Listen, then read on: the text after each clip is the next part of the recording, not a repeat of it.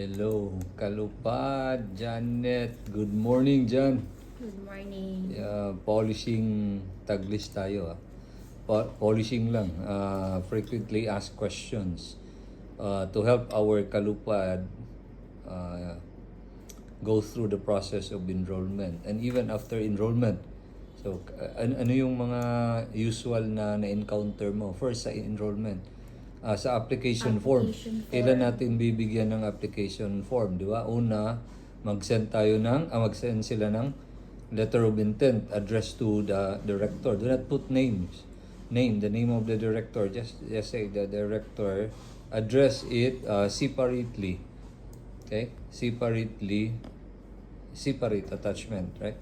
Yes. Pagkatapos nun, we will send you the application form. So what is the usual things that they should fill out, no? Provide us. Okay. They will provide their personal information. Don't forget to check ano yung age bracket mo. Kasi yung qualification natin is 23 years old above. So you need to put to check what is your age bracket. Tapos, dito naman tayo sa number 4, professional work experience. Yan, importante yan dahil equivalency tayo ng work experience, right? Or Yes. work employment history. Do not forget to write your job position sa current nyo na trabaho. Tapos, company organization, location, employment dates. Tapos, total number of years. So, pag nasulat nyo na yan, huwag nyo din kalimutan maglagay ng mga duties and responsibilities nyo dito sa portion na key Yan. responsibilities and competencies acquired. Yan, because So, iba-ibang company, kahit na the same rank, iba-iba yung task, di ba? So, hirapan tayo to determine kung ano yung course na dapat nilang i-enroll. So, hindi sila yung pipili ng course, right? Yes, hindi kayo ang pipili. Magbe-base kami sa anong dineclare nyo na work experience at based din sa mga dineclare nyo duties and responsibilities. So, dito sa portion, competency acquired, what I did, dito nyo isulat yung Bakit what I duty. did? Kasi dapat yung ginagawa mo previously and currently, no? Hindi yung gagawin nyo pa. Yes. You need to fill out all the numbers required para ma-identify namin ano ba talaga yung function mo based sa job position mo sa dineclare mong work experience. Also, lahat ng i-declare na work experience, make sure na may certificate of employment ka as proof. Kung walang certificate of employment, pwede employment history Yes. na makukuha sa SSS, di ba? Yes. That's Or our job description. secondary evidence. Yeah, job description duly notarized by of course, a lawyer, di ba? So pagkatapos lagay na natin, tapos na, naisulat na Okay. nila. So saan nila i-send? Paano nila i-send? In what format? I-send nyo sa itiap at liceo.edu.ph in Word format, Word file. Huwag kayong mag-send ng link kasi sobrang hirap i-open. Yung iba need access. So, make sure to send the Word file of your application form. So, once na-receive na namin yan, our director will evaluate what course is aligned based sa dineclare nyo work experience and your info sa application form. Pagkatapos, doon na sila mag-i-enroll, di ba? Yes, once naka-receive na kayo ng evaluation anong course ang align sa inyo or you are qualified to enroll, magsisend kami ng enrollment forms for those who are nasa malayo at mag-i-enroll via email or online enrollment. You need to fill out the required forms. Isisend namin to sa inyo. The waiver form, if you don't have yet your original copies of your school credentials from last school attended, you can fill out this form. Valid for 1 month only. So, upon enrollment, 1 month, dapat masubmit nyo na yung original copies of your school credentials. Yung school credentials, kailangan ba original copy tapos i-courier or pwede e-copy? Bawal ang e-copy.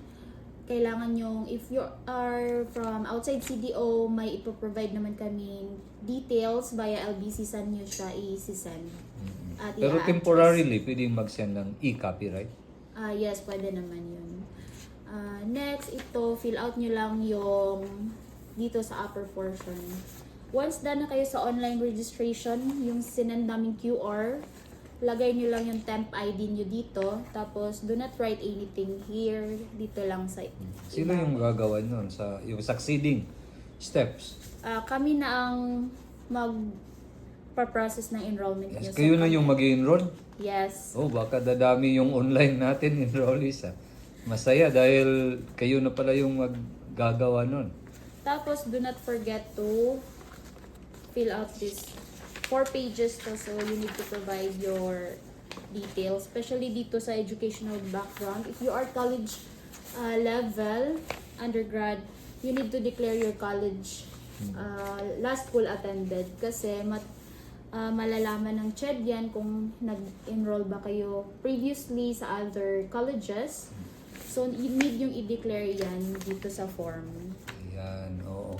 Sa ano rin, sa transfer credential, kailangan yan. Yes. Tapos, dapat clear dahil may ilalagay yan sa yung TOR nila, di ba? Yes. After mong ma-fill out to, send nyo lang sa email namin separately. Together with your 1.5 down payment receipt na may remarks na successfully transferred, yung may transaction date and time. Kailan sila makakuha ng official receipts? Makakakuha kayo ng official receipt after namin tong, kasi ang process dito, after namin ma-receive yung enrollment forms nyo, i-forward pa namin sa admissions office, tapos sa cashier. Once done na yung process ng payment nyo sa cashier, kukunin namin yan at i-enroll namin kayo dito. Once done na kayong ma-enroll, we will send you a notification in your email that you are officially enrolled together with your provided student email and your white form na naka-indicate yung mga subjects mo. So, hintay-hintay lang sila, mga kalupa, yes, di ba? Hintay lang dahil hintay lang maraming kayo ng updates. ginagawa, di ba? Mahaba yung process na gagawin ng staff. Kaya wag masyadong maging senador, no? Atat na atat. Ay, hindi pala. Sorry for that, mga kalubat. Sige, hintay lang dahil may mga office works din sila. May ginagawa. But rest assured, bibigyan kayo ng official copies, di ba?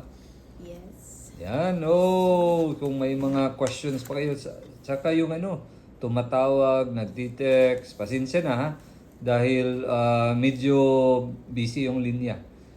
Okay, so keep on calling na lang and makakalusot din and texting as well. Pero calling na lang dahil wala kaming load unless magbibigay yung kalipad ng load na para makareply. Ayan, thank you very much, Ma'am Janet. So this is Janet. Yan, as always, Vlogger Janet. Yan. Thank you very much, Janet. Mga kalupad, thank you very much. For more inquiry, questions, please message, email us, call us. Okay? Thank you and bye.